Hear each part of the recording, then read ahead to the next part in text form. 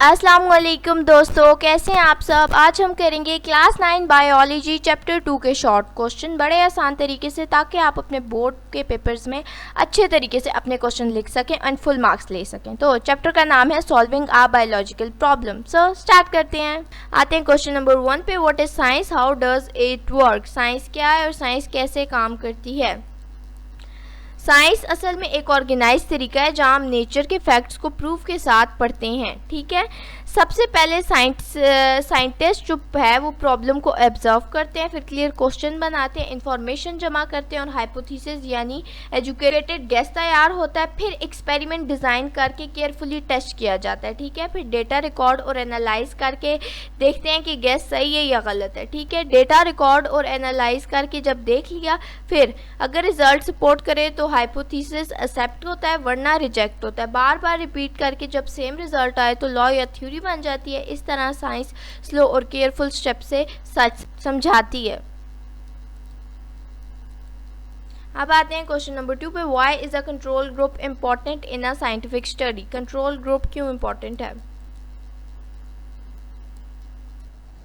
Control group जो है वो क्या होता है। कंट्रोल ग्रुप वो होता है जहाँ कोई ट्रीटमेंट अप्लाई नहीं होता, ये नॉर्मल कंडीशंस में रखा जाता है ताकि कंपेयर किया जा सके। ठीक है, एक्सपेरिमेंटल ग्रुप को ट्रीटमेंट दी जाती है और दोनों के रिजल्ट्स मिलाए जाते हैं। ठीक है, जो फ़र्क आता है वो सिर्फ ट्रीटमेंट की वजह से होता है, बाकी फैक्टर्स रिमूव हो जाते हैं। अब जैसे मेडिसिन्स में कंट्रोल ग्रुप को दवा नहीं दी जाती, और अगर मेडिसिन्स ग्रुप ठीक हों और कंट्रोल ग्रुप सेम रहें तो प्रूफ मिलता है कि दवा का इफेक्ट है। इसलिए हर स्ट्रॉन्ग एक्सपेरिमेंट में कंट्रोल ग्रुप ज़रूरी है। अब आते हैं अगले क्वेश्चन पे। How were deduction develop during the study of malaria.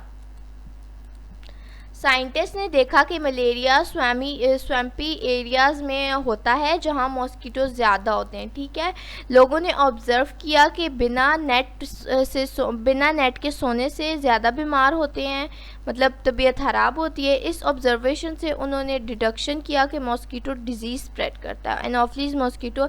यही हाइपोथेसिस बना जिसको बाद में एक्सपेरिमेंट या टेस्ट किया गया, बताया गया वो कि ये जी मॉस्किटो के काटने से मलेरिया होता है। हर स्टेप ऑब्जर्व डिडक्शन एक्सपेरिमेंट ने मलेरिया की कॉज को समझाया है।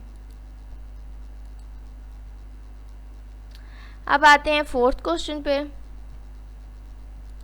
How did Ronald Ross prove mosquito spread malaria. ठीक है, उन्होंने प्रूव कैसे किया कि मॉस्किटो ही मलेरिया फैलाता है। ठीक है, रोनाल्ड रॉस ने इंडिया में मलेरिया पेशेंट के ऊपर स्टडी की। उसने मॉस्किटो को पेशेंट्स को मतलब काटने दिया और फिर उन मॉस्किटो को डाइसेक्ट किया। उनके स्टमक और स्लाइवरी ग्लैंड्स में मलेरिया पैरासाइट मिला। ठीक है, फिर उन मॉस्किटो को हेल्दी लोगों को काटने दिया तो उन्हें मलेरिया हो गया। बार बार एक्सपेरिमेंट रिपीट करके रॉस ने प्रूव कर दिया कि मॉस्किटो ही मलेरिया